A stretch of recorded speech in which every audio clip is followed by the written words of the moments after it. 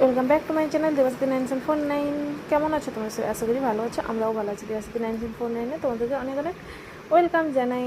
চলো রেডি হয়ে তোমাদের সঙ্গে কথা বলছি। রেডি হয়ে গেছি, এখন যাচ্ছি হচ্ছে একজন দিদি সকালে বলেছিল ওর ছেলের বার্থডে আছে, পার্টিতে যেতে, ওই জন্য ওর পার্টিতেই যাচ্ছি।